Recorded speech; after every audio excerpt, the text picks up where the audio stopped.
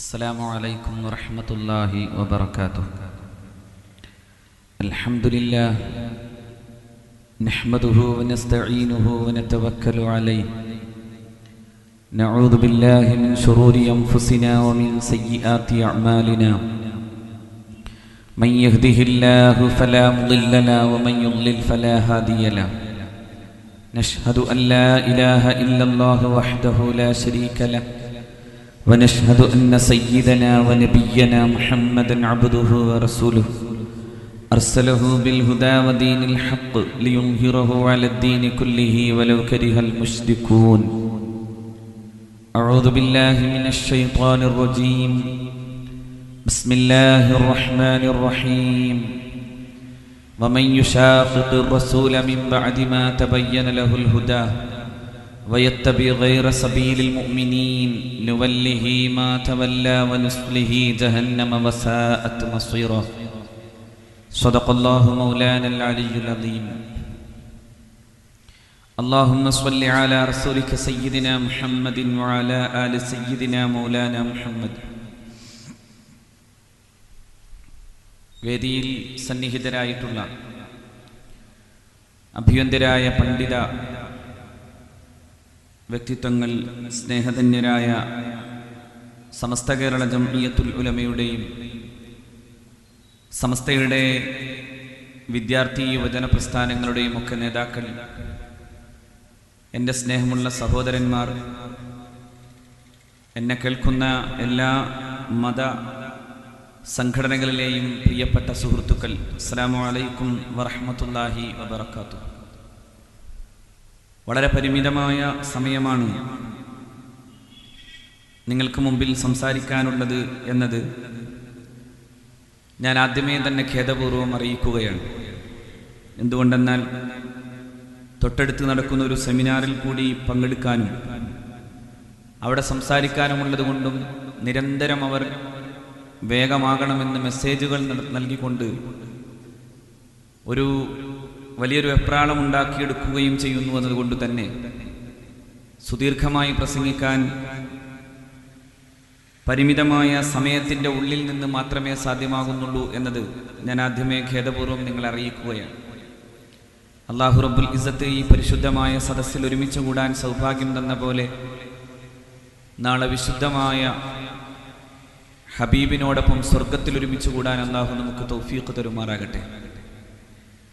സമസ്ത കേരള ജംഇയ്യത്തുൽ ഉലമയുടെ വിദ്യാർത്ഥി പ്രസ്ഥാനം സംസ്ഥാന തലത്തിൽ എല്ലാ ജില്ലാ ഘടകങ്ങളും മദീന പാഷൻ എന്ന പേരിൽ ഒരു സമ്മേളനം നടത്തുന്നതിൻ്റെ ഭാഗമായി മലപ്പുറം ജില്ലയിൽ വളരെ വിശാലമായ അർത്ഥത്തിൽ നടക്കാൻ പോകുന്ന ഈ വരുന്ന 17, 18, 19 തീയതികളിൽ നടക്കാൻ പോകുന്ന മദീന പാഷൻ സമ്മേളനത്തിൻ്റെ ഭാഗമായിട്ടാണ് ഇങ്ങനൊരു പരിപാടി ഇവിടെ സംഘടിപ്പിച്ചിട്ടുള്ളത്. മദീന എന്ന മഹത്തായ ഒരു ഇസ്ലാമിക സംസ്കൃതിയുടെയും അതിൻ്റെ ആശയ സൗന്ദര്യത്തിൻ്റെയും ബോധങ്ങളിലേക്ക് സമൂഹത്തെ കൊണ്ടുപോകാനും നമ്മുടെ ചെറുപ്പക്കാർ ഇസ്ലാമികമായ വിശ്വാസ ആചാര ധാർമ്മികതയിൽ ഊന്നി നിന്ന് ഇസ്ലാമിൻ്റെ പാരമ്പര്യ മതം എന്നർത്ഥത്തിൽ ഇസ്ലാമിൻ്റെ പാരമ്പര്യത്തെയും അതിൻ്റെ ആശയങ്ങളെയും ഉയർത്തിപ്പിടിച്ചുകൊണ്ട് മുന്നോട്ട് പോകാൻ ആവശ്യമാകുന്ന വിധം അവർക്ക് വേണ്ട അത്തരത്തിലുള്ള ബോധനങ്ങൾ നൽകുന്നതുമായി ബന്ധപ്പെട്ടുകൊണ്ടാണ് മദീന പാഷൻ എന്ന ഈ സമ്മേളന പരിപാടികൾ സംഘടിപ്പിച്ചിട്ടുള്ളത്. മദീനയിലേക്ക് തിരിച്ചു പോകുക എന്നതിൻ്റെ അർത്ഥം ഇന്ന് നമ്മുടെ നാട്ടിൽ ചില സുഹൃത്തുക്കൾ നേരത്തെ ചില നാടുകളിൽ നിന്ന് ചില നാടുകളിലേക്ക് നാടുവിട്ടതുപോലെ മദീനയിലേക്ക് പോകണം എന്നർത്ഥത്തിലല്ല. മറിച്ച് മദീന എന്ന് പറയുന്നൊരു സംസ്കാരത്തെയും മദീന എന്ന് പറയുന്ന ഒരു ആശയത്തെയും ജീവിതത്തിലൂടെ കാണിച്ച് മുത്തു റസൂൽ സല്ലല്ലാഹു അലൈഹി വസല്ലമ തങ്ങളോടുള്ള സ്നേഹം, അത് ഇസ്ലാമികമായ അതിൻ്റെ ആശയ സൗന്ദര്യത്തെ നിലനിർത്താൻ ആവശ്യമാകുന്ന വിധത്തിലുള്ള ബോധമാണ് SKSSF ഇതുകൊണ്ട് ഉദ്ദേശിക്കുന്നത്. ഞാൻ അങ്ങനെ പറയാൻ കാരണമുണ്ട്.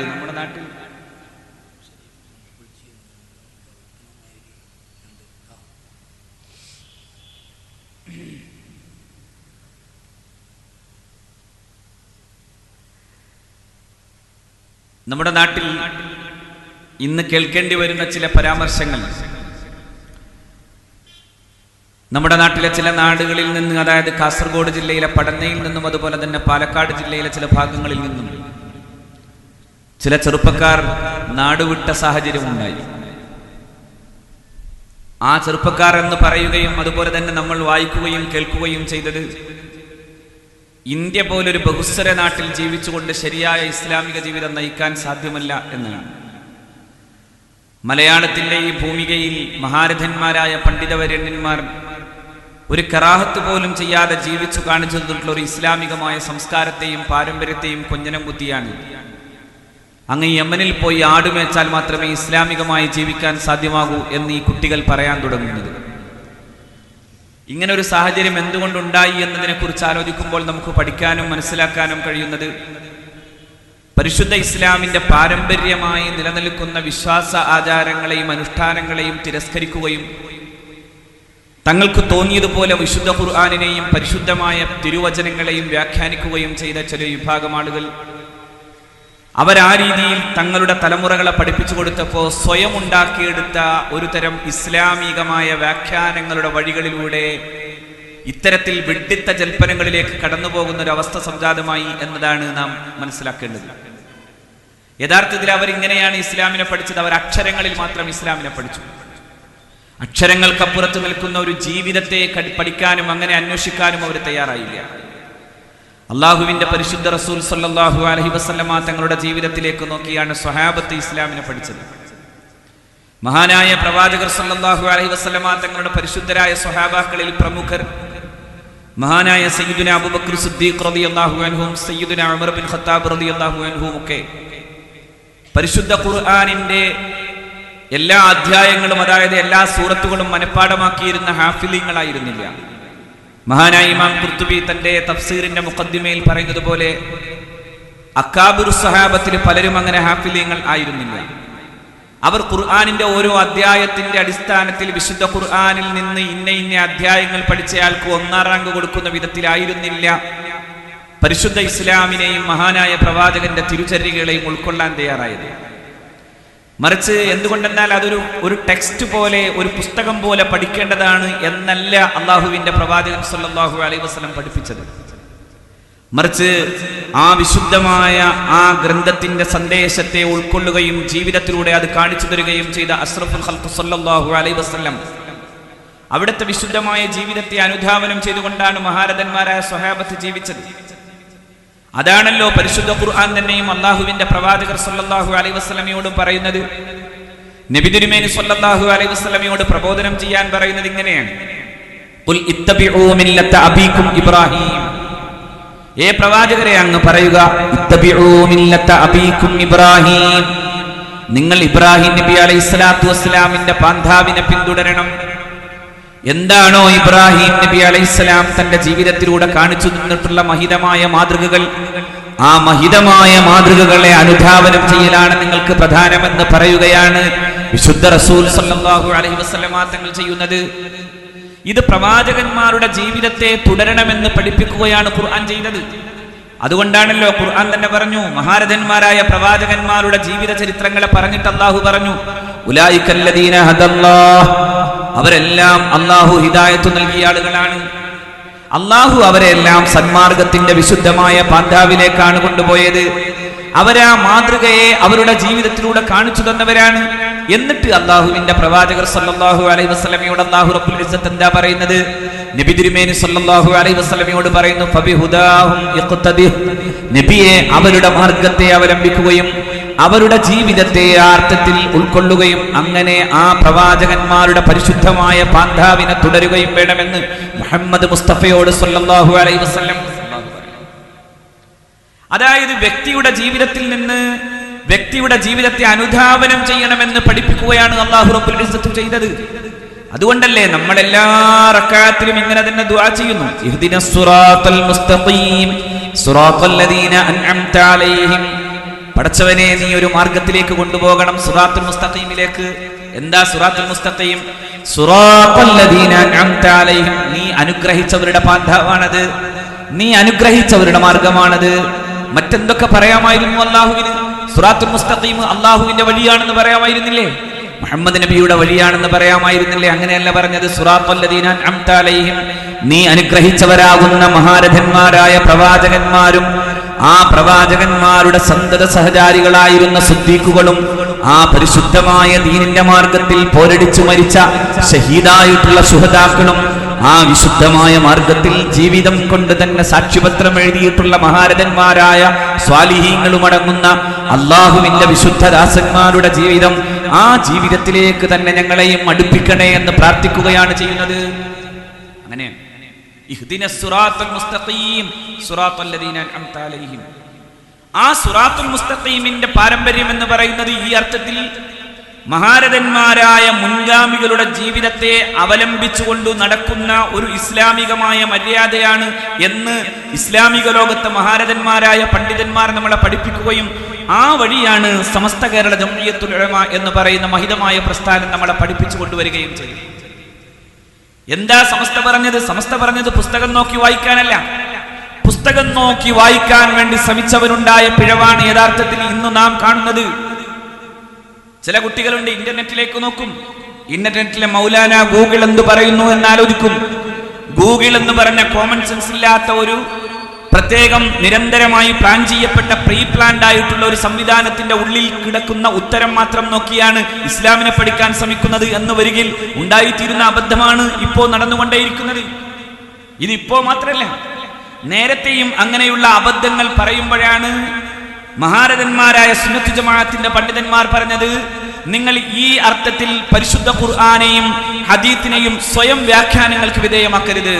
സ്വയം വ്യാഖ്യാനം അഷ്റഫുൽ ഖൽഖ് സ്വല്ലല്ലാഹു അലൈഹി വസല്ലം പറയുന്നു, വ അഖ്വഫു മാ അഖാഫു മിൻ ഉമ്മത്തി, എന്റെ സമുദായത്തിൽ ഞാൻ ഏറ്റവും കൂടുതൽ ഭയക്കുന്ന കാര്യം സയ്യിദുനാ റസൂൽ സ്വല്ലല്ലാഹു അലൈഹി വസല്ലം പറയുന്നു, അത് മറ്റൊന്നുമല്ല, റജുലുൻ യതഅവ്വലുൽ ഖുർആൻ, ഒരു മനുഷ്യൻ അല്ലാഹുവിന്റെ വിശുദ്ധ ഗ്രന്ഥത്തെ വ്യാഖ്യാനിക്കുന്നു ബിസുൻഇഹി, അവന്റെ സ്വയിച്ഛ പ്രകാരം, സ്വന്തം കാര്യത്തിനും സ്വന്തം താല്പര്യത്തിനും സ്വന്തം ജോലിക്കും ആവശ്യമാകുന്ന വിധം അതിനെ വ്യാഖ്യാനിക്കാൻ വേണ്ടി തയ്യാറാകുന്നു. ഫീ ഗൈരി മൗളിഇഹി, അതിന്റെ സ്ഥാനത്തല്ലാത്ത വ്യാഖ്യാനവുമായി അവൻ പോകുന്നു. അങ്ങനെയുള്ള വ്യാഖ്യാനമാണ് ഞാൻ എന്റെ സമുദായത്തിൽ ഏറ്റവും ഭയക്കുന്നത് എന്ന് മുഹമ്മദ് മുസ്തഫ സ്വല്ലല്ലാഹു അലൈഹി വസല്ലം. ആ തരത്തിൽ പരിശുദ്ധ ഖുർആനെയും തിരുവചനങ്ങളെയും സ്വയം വ്യാഖ്യാനിക്കാൻ വേണ്ടി ശ്രമിക്കുന്നു. അതേസമയം എന്താ ഖുർആൻ പറഞ്ഞത്? എന്താ അല്ലാഹുവിന്റെ പ്രവാചകർ സ്വല്ലല്ലാഹു അലൈഹി വസല്ലം തങ്ങൾ പഠിപ്പിച്ചത്? വിശുദ്ധ ഖുർആൻ തന്നെ പറയുന്നു, അസ്സാബിഖൂനൽ അവ്വലൂന മിനൽ മുഹാജിരീന വൽ അൻസാർ. ആരാ തുടരാൻ യോഗ്യരായിട്ടുള്ള ആളുകൾ? അല്ലാഹുവിന്റെ വിശുദ്ധ പ്രവാചകന്റെ വിളിയാളം കേട്ട് മദീനയിലേക്ക് ഹിജ്റ പോയ മഹാരഥന്മാരായ മുൻഗാമികളാകുന്ന മഹത്തുക്കളായ മുഹാജിറുകൾ, സ്വഹാബ. ആ പരിശുദ്ധ സ്വഹാബത്തിന് തങ്ങളുടെ ജീവിതത്തിന്റെ ബാക്കി കൊടുക്കാനും അതിന്റെ പകുതി കൊടുക്കാനും തയ്യാറാകുന്ന വിധം പ്രവാചകന്റെ വാക്കുകേട്ട് മദീനയിൽ ഈ മഹാന്മാരായ മുഹാജിറുകളെ സ്വീകരിക്കാൻ വേണ്ടി നിന്ന മഹാരഥന്മാരായ അൻസാറുകൾ, അവരാണ് അസ്സാബിഖൂനൽ അവ്വലൂന മിനൽ മുഹാജിരീന വൽ അൻസാർ. അവരാണ് മുൻഗാമികൾ, അവരാണ് മുന്നേ നടന്നവർ. ആ മുന്നേ നടന്നവരോടാണ് വല്ലദീന തബഉഹും ബിഇഹ്സാൻ, അവരെ ആ അർത്ഥത്തിൽ നന്മയോടെ അനുധാവനം ചെയ്ത ആളുകൾ. അങ്ങനെയാ ഖുർആൻ പറഞ്ഞത്.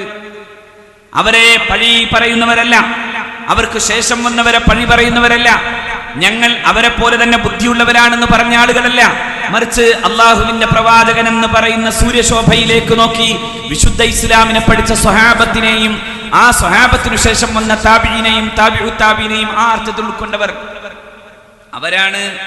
അവരാണ് ഇസ്ലാമിന്റെ പാരമ്പര്യവാദികൾ. ലോകത്ത് നിന്ന് നടക്കുന്ന വലിയൊരു ചർച്ചയുണ്ട് എന്റെ പ്രിയപ്പെട്ട സഹോദരന്മാർ അറിയണം. ഇസ്ലാമിക സമൂഹത്തെ കുറിച്ച് മാത്രമല്ല, ലോകത്തെ എല്ലാ മതങ്ങളെയും കുറിച്ച് പറയുന്നിടത്ത് രണ്ടു രീതിയിലാണെന്ന് ആധുനിക രാഷ്ട്രീയ ദാർശനിക ചരിത്രകാരന്മാർ ഇതിനെ വിശദീകരിക്കുന്നത്. ഒരു ഭാഗത്ത് നിൽക്കുന്നത് ഒരു ട്രഡീഷണൽ ഇസ്ലാമാണ്. ആ ട്രഡീഷണൽ ഇസ്ലാം എന്ന് പറയുന്നത് ലോകത്തൊരിക്കലും അബദ്ധങ്ങൾ ഉണ്ടാക്കാത്തതാണ്. മറുഭാഗത്ത് നിൽക്കുന്ന ഡോക്യുമെന്റ് ഇസ്ലാമാണ്.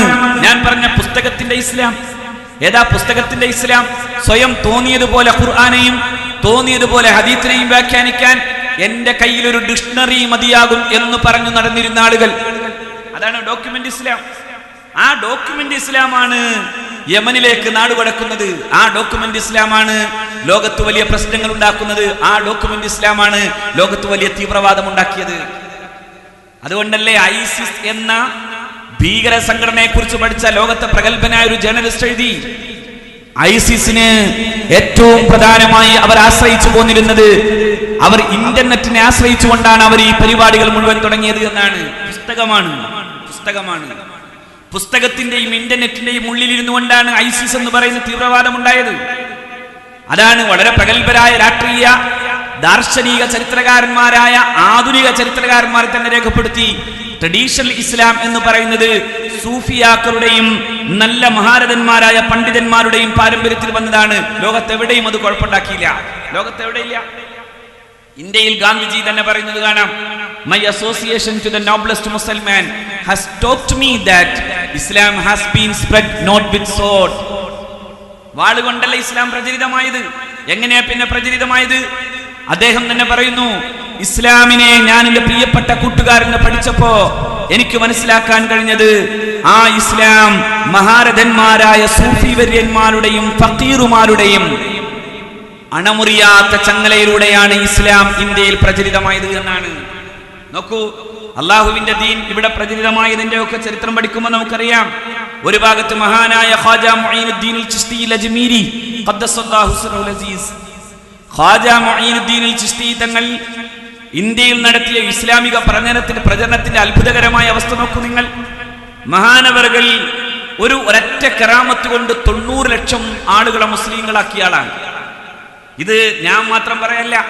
നാഷണൽ ബുക്സിന്റെ വിശ്വവിജ്ഞാന കോശം എടുത്താൽ അതിലെ ഖ എന്ന് പറയുന്ന അക്ഷരമെടുത്ത് പരിശോധിച്ചാൽ അതിൽ വളരെ കൃത്യമായി ഖാജ മുഈനുദ്ദീൻ എന്ന് കാണാം.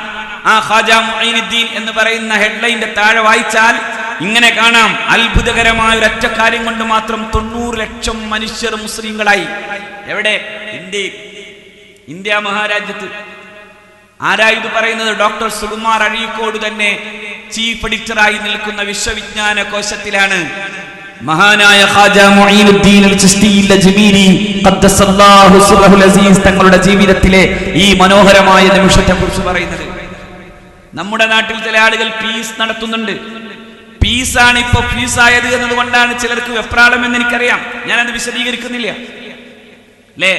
സമാധാനത്തിന്റെയും സ്നേഹസംവാദത്തിന്റെയും പേരിൽ നാടാകെ നടന്ന് മതപ്രചരണത്തിന്റെ പേരിൽ ഒരു പറ്റം ആളുകൾക്കിടയിൽ പ്രശ്നങ്ങൾ ഉണ്ടാക്കാൻ വേണ്ടി ശ്രമിക്കുകയും അവരുടെ തന്നെ വിദ്യാഭ്യാസ സ്ഥാപനത്തിൽ നിന്നാണ് ചില കുട്ടികൾ യമനിലേക്ക് നാടുകടക്കുകയും ചെയ്തത്. അതായത് കേരളത്തിലെ നിറഞ്ഞ മുജാഹിദ് പ്രസ്ഥാനത്തിന്റെ വക്താവാകുന്ന MM അക്ബറിന്റെ അവർ നടത്തുന്ന വിദ്യാഭ്യാസ പ്രസ്ഥാനങ്ങളിലെ പ്രഗത്ഭരിൽ നിന്നാണ് ഈ കുട്ടികൾ നാടുകടന്നത്.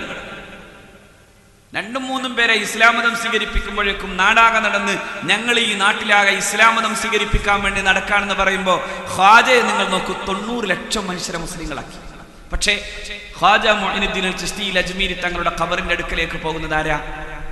ഇന്ത്യയിലെ 80% വരുന്ന ഹൈന്ദവ സഹോദരന്മാരിലെ 50%വും അവിടെ സിയാറത്ത് ചെയ്യുന്നവരെ നോക്കിയാൽ നിങ്ങൾക്ക് കാണാനാവും. എന്താ കാര്യം? അവർക്ക് കൂടി ഖാജ ഇഷ്ടപ്പെട്ടു. എന്താ കാര്യം? ഈ നാട്ടിലെ ബഹുസ്വരമായ ഒരു സാമൂഹിക യാഥാർത്ഥ്യത്തോട് പൊരുത്തപ്പെട്ടുകൊണ്ട് ജീവിക്കാൻ മഹാന്മാരായ സൂഫി വര്യന്മാർ നമ്മളെ പഠിപ്പിച്ചു. അതുകൊണ്ടല്ലേ മഹാനായ കണ്ണിയത്ത് അഹമ്മദ് മുസ്ലിയാർ ഒരു കറാഹത്ത് പോലും ജീവിതത്തിൽ കാണിച്ച ആളല്ല, ചെയ്തിട്ടില്ല. മഹാനവറുകൾ അഷ്റഫുൽ ഖൽഖിന്റെ തിരുചര്യകൾ ജീവിതത്തിൽ പകർത്തി കാണിച്ച ഏറ്റവും ശുദ്ധമായ ഒരു ഇസ്ലാമിക ജീവിതത്തിന്റെ ഒരു നിസ്വമായ ഉദാഹരണമാണ് മഹാനായ കണ്ണിയത്ത് അഹമ്മദ് മുസ്ലിയാർ. പക്ഷെ കണ്ണിയത്ത് ഉസ്താദ്, ഞാൻ ഓർക്കുന്നുണ്ട്, ഒരിക്കൽ എനിക്ക് അനുഭവമുണ്ട്. ആലുവക്കടുത്തുള്ള തന്ത്രവിദ്യാപീഠം എന്ന് പറയുന്ന ഒരു വലിയ ഈ ക്ഷേത്ര സംബന്ധിയായ കാര്യങ്ങളെ പഠിപ്പിക്കുന്ന ഒരു സ്ഥാപനമുണ്ട്. അവിടെ ക്ഷേത്ര സംബന്ധിയായ കാര്യങ്ങൾ പഠിപ്പിക്കുകയും പൂജാരിമാരെയാണ് അവിടെ നിന്ന് പഠിപ്പിച്ചുവിടുന്നത്. ഞാനന്ന് സംസ്കൃതമൊക്കെ പഠിക്കുന്ന കാലമായതുകൊണ്ട് ഞാൻ അവിടെ ഒരു കാര്യത്തിന് വേണ്ടി പോയി. അവിടെ എൻ്റെ ഒരു സുഹൃത്തുണ്ടായിരുന്നു. അദ്ദേഹത്തിന്റെ കൂടെ ചെന്ന് അവിടെയുള്ള ആ സ്ഥാപനത്തിന്റെ മാനേജറുടെ റൂമിൽ കയറി അദ്ദേഹത്തെ പരിചയപ്പെട്ടു. അദ്ദേഹം എന്നെ സ്വീകരിച്ചിരുത്തി. എന്നിട്ട് എന്നോട് ആദ്യം ചോദിച്ചൊരു ചോദ്യം, നിങ്ങൾ ഏത് സംഘടനയിൽപ്പെട്ട ആളാണെന്നാണ്. അപ്പൊ ഞാൻ പറഞ്ഞു, ഞാൻ സമസ്ത കേരള ജമിയത്തുൽ ഉലമയുടെ ഒരു വിനീത പ്രവർത്തകനാണ്. അദ്ദേഹം എന്നോട് ചോദിച്ചൊരു ചോദ്യമുണ്ട്, നിങ്ങൾ കണ്ണിയത്ത് ഉസ്താദിന്റെ ആളാണോ എന്നാണ്. ഞാൻ പറഞ്ഞു അതെ. അപ്പോൾ അദ്ദേഹം പറയുന്നു, ഞാൻ വാഴക്കാട്ടുകാരനാണ്. എന്നിട്ട് ആ മനുഷ്യൻ പറയാണ്, ഞങ്ങൾ ചെറുപ്പകാലത്ത് കണ്ണിയത്ത് ഉസ്താദ് കടന്നു വരുമ്പോ വരമ്പത്ത് നിന്ന് മാറാതെ നിൽക്കാൻ വേണ്ടി ഞങ്ങളൊക്കെ അങ്ങനെ ശഠിച്ചിരുന്നു. പക്ഷേ കണ്ണിയത്ത് ഉസ്താദ് അടുത്തേക്ക് വരുമ്പോ നമ്മൾ വിനീതമായി മാറിപ്പോകും. അത്രമേൽ വലിയൊരു വ്യക്തിത്വത്തിന്റെ പ്രതിഭാസമായിരുന്നു കണ്ണിയത്ത് അഹമ്മദ് മുസ്ലിയാർ നവ്വറല്ലാഹു മർഖദ എന്ന് പറയുന്നത്.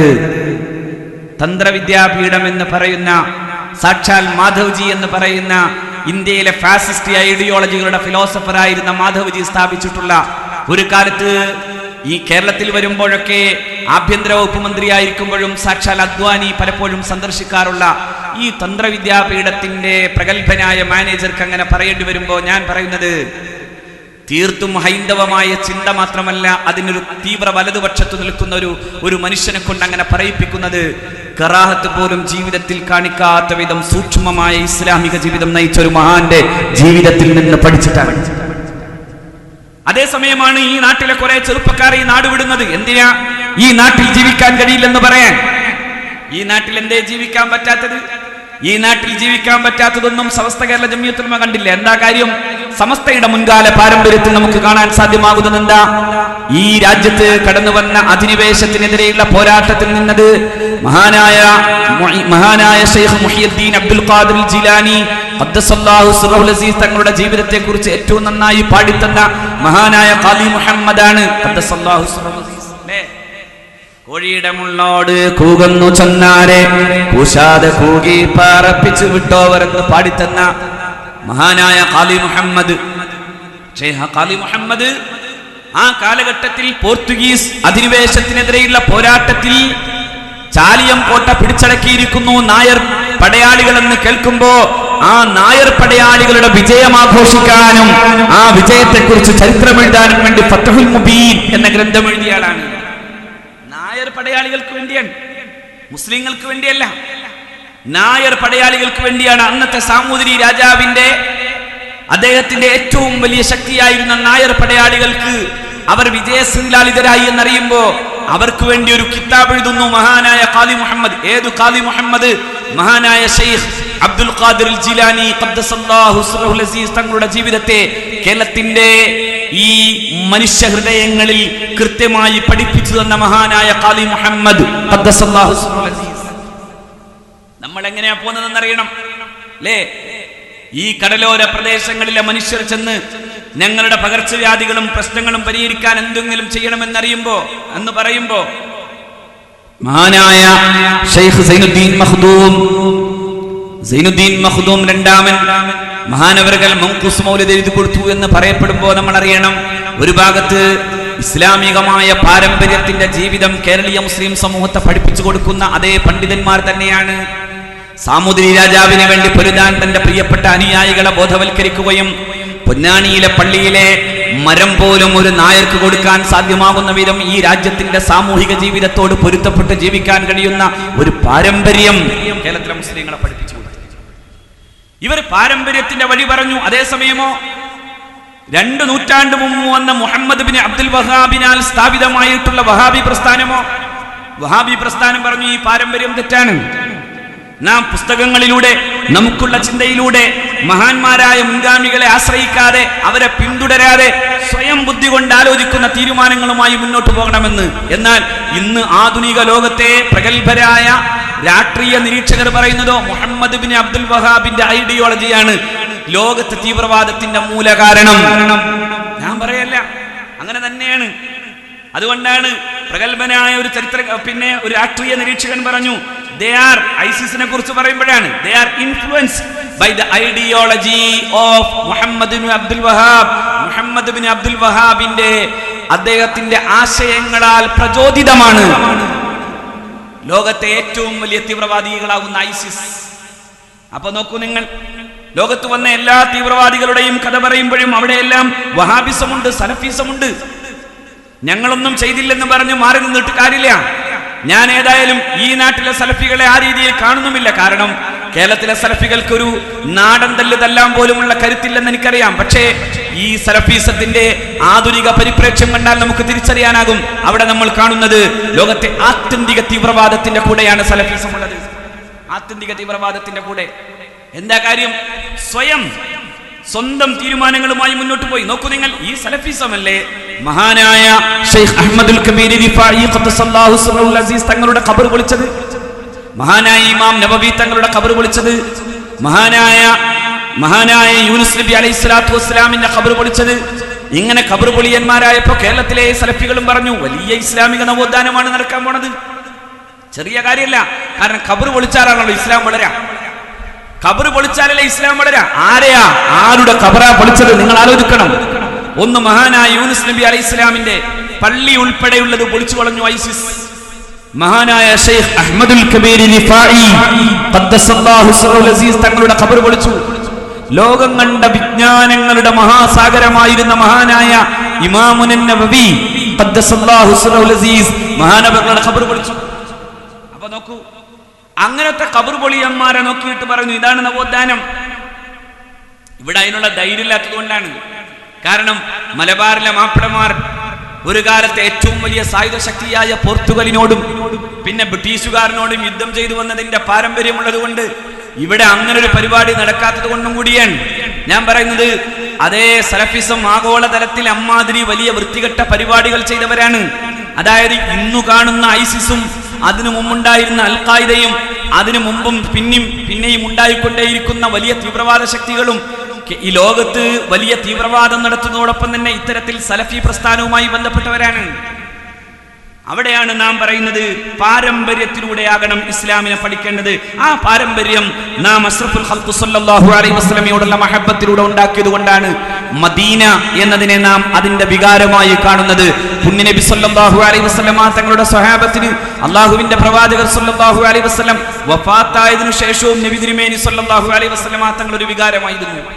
ഹബീബിന്റെ ഖബറിന്റെ മുമ്പിൽ ചെന്ന് നിന്നല്ലേ ഇന്നി ളലംതു നഫ്സി യാ റസൂലല്ലാഹ്, ഞാൻ തെറ്റു ചെയ്തിട്ടുണ്ട് നബിയെ. അങ്ങയുടെ പരിശുദ്ധമായ ജീവിതകാലത്ത് അങ്ങ് ഞങ്ങൾക്ക് പഠിപ്പിച്ചു തന്ന വിശുദ്ധ ഖുർആനിലെ സൂറത്തു നിസാഇന്റെ 63-ാം അധ്യായത്തിൽ 63-ാം സൂക്തത്തിൽ പഠിപ്പിക്കും പ്രകാരം വലൗ അന്നഹും ഇന്നലമു അൻഫുസഹും ജാഊക ഫസ്തഗ്ഫിറുല്ലാഹ വസ്തഗ്ഫറ ലഹുമുർ റസൂലു ലവജദുല്ലാഹ തവ്വാബർ റഹീമ എന്ന ആയത്ത്. ആ ആയത്ത് ഉദ്ധരിച്ചുകൊണ്ടാണ് ഒരു മനുഷ്യൻ പറയുന്നത് നബിയെ, അങ്ങയുടെ മുമ്പിൽ വരികയും അങ്ങ് അല്ലാഹുവിനോട് പൊറുക്കലിനെ തേടുകയും അവർ അല്ലാഹുവിനോട് പൊറുക്കലിനെ തേടുകയും ചെയ്താൽ അല്ലാഹു തവ്വാബും റഹീമുമായി അവർക്ക് കാണാനാകുമെന്ന് പഠിപ്പിക്കുന്ന ആയത്ത് ഉദ്ധരിച്ചുകൊണ്ട് പറയുന്നു ഇന്നി വലംതു നഫ്സി യാ റസൂലല്ലാഹ്, ഞാൻ തെറ്റു ചെയ്തു നബിയെ. ഇതാരാ പറഞ്ഞു തരുന്നത്? സയ്യിദുനാ അലി ഇബ്നു അബി ത്വാലിബ് റളിയല്ലാഹു അൻഹു. അലി റളിയല്ലാഹു അൻഹു പറയുന്നു ഖദിമ അലൈനാ അറാബിയുൻ ബഅദമാ ദഫന്ന റസൂലുള്ളാഹി സ്വല്ലല്ലാഹു അലൈഹി വസല്ലം ബി സലാസത്തി അയ്യാം, 3 ദിവസമേ ആയിട്ടുള്ളൂ ഖബറടക്കപ്പെട്ടിട്ട് എന്ന് പറഞ്ഞാൽ ഹബീബിന്റെ ഖബറിന്റെ മണ്ണിന്റെ നനവ് മാറിയിട്ടില്ല. അപ്പോഴേ ഒരാൾ വരുന്നു, എന്നിട്ട് അയാൾ അല്ലാഹുവിന്റെ പ്രവാചകന്റെ പരിശുദ്ധമായ ഖബറിന്റെ നേരെ നിന്നിട്ട് ചോദിക്കുന്നു ലലംതു നഫ്സി യാ റസൂലല്ലാഹ്, ഞാൻ തെറ്റു ചെയ്തല്ലോ നബിയേ. അപ്പോ ആ ഖബർ പറയുന്നു ഖദ് ഗുഫിറ ലക്, നിനക്ക് മാപ്പ് നൽകപ്പെട്ടിരിക്കുന്നു. ഇത് പറഞ്ഞതിന്റെ പേരിൽ അലി ഇബ്നു അബി ത്വാലിബ് തങ്ങൾ അയാളെ മുശ്രിക്കാക്കിയിട്ടില്ല. ഇത് പറഞ്ഞു തന്നു സയ്യിദുനാ അലി ഇബ്നു അബി ത്വാലിബ് റളിയല്ലാഹു അൻഹു. ഇത് ഉദ്ധരിച്ചു മഹാരഥന്മാരായ മുഫസ്സിരീങ്ങൾ ഇബ്നു കസീർ തങ്ങൾ, അങ്ങനെയുള്ള പ്രഗത്ഭരായ പണ്ഡിതന്മാർ മഹാന്മാരായ മുഫസ്സിരീങ്ങൾ അത് ഉദ്ധരിക്കുകയും ചെയ്തു എന്ന് മാത്രമല്ല, ഈ ആയത്തിന്റെ കൃത്യമായ അതിന്റെ വ്യാഖ്യാനത്തിൽ മറ്റൊരു സംഭവം കൂടി കാണാം. മറ്റൊരു മനുഷ്യൻ അല്ലാഹുവിന്റെ പ്രവാചകന്റെ മുമ്പിൽ ചെല്ലുന്നുണ്ട്. മഹാനായ ഇമാം അത്തബി തങ്ങൾ റൗദത്തു ശരീഫയിൽ ഒന്ന് തൂങ്ങിയുറങ്ങുന്ന സമയത്ത് മറ്റൊരാൾ ചെന്നിട്ട് ഇങ്ങനെ അല്ലാഹുവിന്റെ പ്രവാചകർ സല്ലല്ലാഹു അലൈഹി വസല്ലം തങ്ങളെ സംബോധന ചെയ്യുന്നുണ്ട്. യാ ഖൈറ മൻ ദുഫിനത് ബിൽ ഖായി അഅ്ലമുഹു ഫതാബ മിൻ ഖിബിഹിൽ ഖാഉ വല്ലകമു നഫ്സി ഫിദാഉൻ ലിഖബരിൻ അൻത സാകിനുഹു ഫീഹി ലഫാഫു വഫീഹിൽ ജൂദു വൽ കറമു أنت النبي الذي ترجى شفاعته على الصراط إذا ما زلت القدم وصاحبك فلا أنساهما أبدا مني السلام عليكم ما جرى القلم. ഒരു മനോഹരമായ കവിതയാണ്. അല്ലാഹുവിന്റെ റസൂലിനെ അഭിസംബോധന ചെയ്യുന്നു. പരിശുദ്ധരായ പ്രവാചകരെ, ഏതൊരു ഭൗതിക ശരീരത്തിന്റെ സാന്നിധ്യമാണോ ഈ മുട്ടക്കുന്നുകളെ മുഴുവനും സുഗന്ധപൂരിതമാക്കി നിലനിർത്തുന്നത്, ആ ഉത്കൃഷ്ടമായ ജീവിതമേ, അങ്ങയുടെ ഖബറിലേക്കാണ് എന്റെ ജീവന്റെ ഗന്ധം. അങ്ങയുടെ ഖബറിൽ നിന്നാണ് സകലമാന സംസ്കൃതിയുടെയും പ്രഭവകേന്ദ്രം. അങ്ങാണ് നബിയെ നാളെ സിറാത്തിലൂടെ കാലുവഴുതുന്ന സമയത്ത് എന്റെ കൈപിടിക്കാൻ വേണ്ടിയുള്ള ശുപാർശകൻ. അങ്ങയുടെ പ്രിയപ്പെട്ട കൂട്ടുകാരാകുന്ന സയ്യിദുനാ അബൂബക്കറിനെയും ഫാറൂഖിനെയും മറക്കുന്നില്ല നബിയെ. പ്രപഞ്ചം നിലനിൽക്കുവോളം സലാം എന്ന് പറഞ്ഞു പോകുന്ന മനുഷ്യന്റെ നേരെ ഒന്ന് ചെന്ന് പറയണം അത്തബി, അയാൾക്ക് മാപ്പ് കൊടുക്കപ്പെട്ടു എന്ന് പറയണമെന്ന് മുഹമ്മദ് മുസ്തഫ. ഒന്നും ആ കവിത മദീനയിലെ പരിശുദ്ധ റസൂലിന്റെ റൗദയുടെ 1ാമത്തെ തൂണിൽ ആ കവിത ഉല്ലേഖനം ചെയ്യപ്പെട്ടിട്ടുണ്ട് എന്ന് പറഞ്ഞാൽ അതിന്റെ അർത്ഥം എന്താ? ചരിത്രത്തിന്റെ ഈ നാൾവഴികളിൽ എവിടെയെങ്കിലും വെച്ച് ഇത് ശിർക്കാണെന്ന് പറഞ്ഞ് മൂടിക്കളയാൻ സാധ്യമാകാത്ത വിധം ചരിത്രത്തിൽ മുദ്രിതമായി നിൽക്കുന്ന മുഹമ്മദ് മുസ്തഫയോടുള്ള ഇസ്തിഗാസയാണ് നാം കാണുന്നത്. ഹബീബിനോടുള്ള ഇസ്തിഗാസ. ആ ഇസ്തിഗാസയും ആ തവസ്സുലുമാണ് കേരളത്തിലെ മുസ്ലിം സമൂഹത്തിന്റെ പണ്ഡിതന്മാർ പഠിപ്പിച്ചത്. അതുകൊണ്ടാണ് ഇർതകബ്തു അലൽ ഖതാ ഗൈറ ഹസ്രിൻ മഅദദ് ലക അശ്കൂ ഫീഹി യാ സയ്യിദി ഖൈറൻ നബി. തെറ്റു ചെയ്തു നബിയെ, വലിയ ഭാണ്ഡക്കെട്ട് പോലെ പാപങ്ങളുടെ കൂനക്കൂനയായി നിൽക്കുന്ന ഭാണ്ഡം കയറിയവനാണ് ഞാൻ. അള്ളാഹുവിന്റെ പ്രവാചകരെ, ഞാൻ അതിൽ അങ്ങയോട് പരാതി പറയുകയാണെന്ന് പറയുന്ന മഹാനായ ഷെയ്ഖ് സൈനുദ്ദീൻ മഖ്ദൂം രണ്ടാമന്റെ മങ്കൂസ് മൗലിദ് കേരളത്തിലെ മുസ്ലിം ഹൃദയങ്ങളിൽ സ്ഥിരപ്രതിഷ്ഠ നേടുമ്പോൾ നമ്മൾ പഠിക്കേണ്ടത് അതെല്ലാം ഇങ്ങനെ പറഞ്ഞു പഠിപ്പിക്കാൻ പ്രധാനപ്പെട്ട കാരണം ഇതൊരു വലിയ പാരമ്പര്യത്തിന്റെ വഴി നമ്മളെ പറഞ്ഞു പഠിപ്പിച്ച മഹാരഥന്മാരായ ഉലമാ ആ അർത്ഥത്തിൽ കേരളീയ മുസ്ലിം സമൂഹത്തിന് അവരുടെ ജീവിതത്തിന്റെ ധന്യമായ അനുഗ്രഹമായി നിലനിന്നു എന്നതുകൊണ്ടാണ്. ആ ഉലമാഇന്റെ പേരാണ് സമസ്ത കേരള ജംഇയ്യത്തുൽ ഉലമാ. ആ വിഭാഗത്തിന്റെ പേരാണ് എന്ന് പറഞ്ഞാൽ ശരിയായ സുന്നത്തു ജമാഅത്തിന്റെ മാർഗത്തിൽ നിലനിർത്തുകയും അതിൽ അടിയുറപ്പിച്ചു നിർത്തി കേരളത്തിലെ മുസ്ലിങ്ങളെ ഇമാതിരി ഒരു സാംസ്കാരിക വലിപ്പത്തിലേക്ക് എത്തിച്ചതാരാ? സമസ്തയാണ്. നോക്കൂ, ലോകത്തെ ഏത് ഭാഗത്താണ് 10,000-കണക്കിന് മദ്രസയും അതിനേക്കാൾ അപ്പുറത്ത് നിൽക്കുന്ന വിശാലമായ ഇസ്ലാമിക ദഅ്വാ കോളേജുകളും മതേതര മതവിദ്യാഭ്യാസത്തോടൊപ്പം തന്നെ മതേതര വിദ്യാഭ്യാസത്തിന് ആവശ്യമായിട്ടുള്ള കോളേജുകളുമായി ലോകത്തെ അതിശയിപ്പിക്കുന്ന ഒരു ഇസ്ലാമിക സമൂഹത്തിന്റെ സംസ്കാരം പടുത്തുയർത്താൻ കേരളത്തിന് സാധ്യമായത് സമസ്ത കേരള ജംഇയ്യത്തുൽ ഉലമ എന്ന ഈ സംഘടന ഉണ്ടായതുകൊണ്ടാണ്. 10,000 മദ്രസ എന്നൊക്കെ പറയുമ്പോൾ നമ്മൾ ആലോചിക്കണം, അതൊരു വലിയ അത്ഭുതമാണ്. സമസ്തയുടെ മദ്രസകൾ 2016 ഞാൻ അമേരിക്കയുടെ അന്നത്തെ പ്രസിഡന്റ്, ഇന്നത്തെ പ്രസിഡന്റ് ഏതായാലും അമ്മാതിരി പണിയൊന്നും ചെയ്യൂല. നരേന്ദ്രമോദിയും ട്രംപും ജീവിക്കുന്ന കാലമാണ് നമ്മുടെ ലോകത്തിന്റെ ദുരന്തങ്ങളിൽ ഒരു ദുരന്തം. അള്ളാഹു നമ്മളെ കാക്കുമാറാകട്ടെ.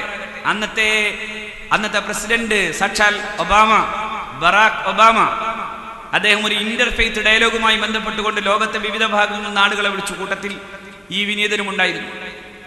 അമേരിക്കയുടെ പ്രസിഡന്റ് വസതിയാകുന്ന വൈറ്റ് ഹൗസിലാണ്.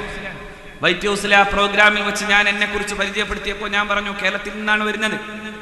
കേരളത്തിൽ നിന്ന് വരുന്നു എന്നതല്ല, ഞാൻ വരുന്നത് ഒരു വലിയ സംഘടനയുടെ പ്രതിനിധിയായിട്ടാണ്. സമസ്ത കേരള ജംഇയ്യത്തുൽ ഉലമയുടെ പ്രതിനിധി, അതിന്റെ വിദ്യാർത്ഥി പ്രസ്ഥാനത്തിന്റെ ഒരു പ്രതിനിധി എന്ന നിലക്കാണ് ഞാൻ. എന്നിട്ട് സമസ്തയെ പരിചയപ്പെടുത്തിയപ്പോൾ ഞാൻ പറഞ്ഞു, 10,000-കണക്കിന് മദ്രസകൾ ഞങ്ങൾ നടത്തുന്നു എന്ന്.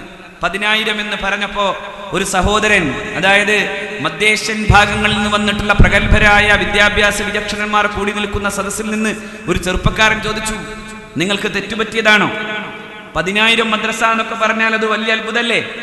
1000 മദ്രസയായിരിക്കോ? 1000? Are you mistaken? ഞാൻ പറഞ്ഞു, അല്ല, എനിക്ക് 10,000 മദ്രസ എന്ന് പറഞ്ഞുകൊടുത്ത ഒരു ബോധക്ഷയവും ഉണ്ടായിട്ടില്ല.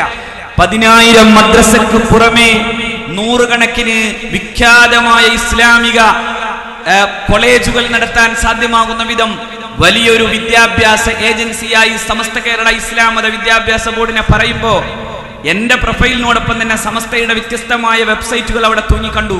അതിൽ നിന്ന് വിദ്യാഭ്യാസ ബോർഡിന്റെ വെബ്സൈറ്റ് കണ്ടിട്ട് അതിന്റെ പ്രവർത്തന പരിപാടികളുടെ പ്രോഗ്രാമുകളുടെ കഥ കണ്ടിട്ട് ആ 300കളുടെ ചുണ്ടുകളിൽ നിന്ന് നാം കേട്ടൊരു ശബ്ദമുണ്ട്, വൗ ഇറ്റ് ഈസ് അമേസിംഗ് എന്നാണ്.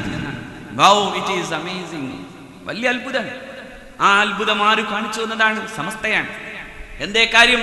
സമസ്തയുടെ അഭിവന്ദ്യരായ നേതാക്കൾ, മഹാരഥന്മാരായ പണ്ഡിതന്മാരും സയ്യിദുമാരും അവർ ഈ സമൂഹത്തിന് നേതൃത്വം കൊടുക്കുകയും ഈ ഉമ്മത്തിന് ദീർഘവീക്ഷണമുള്ള നേതൃത്വത്തിന്റെ വലിയ ഒരു അടയാളങ്ങളായി മഹാരഥന്മാരായ നമ്മുടെ ഉലമാവും സയ്യിദുമാരും നിന്നപ്പോ, വലിയ ഭരണത്തിന്റെ തണലിൽ നിന്നിട്ട് പോലും സമുദായം ഒറ്റക്കെട്ടായി നിന്നുകൊണ്ടുള്ള പ്രവർത്തനങ്ങളുമായി മുന്നോട്ട് പോയപ്പോ 10,000-കണക്കിന് മദ്രസകളും ഇസ്ലാമികമായ കലാലയങ്ങളും മറ്റ് ഇതര വിദ്യാഭ്യാസ സ്ഥാപനങ്ങളും ഒന്നടങ്ങുന്ന ഒരു വലിയ ലോകോത്തരമായ ഒരു സംസ്കാരത്തിന്റെ പേരായി മലയാളി മുസ്ലിം.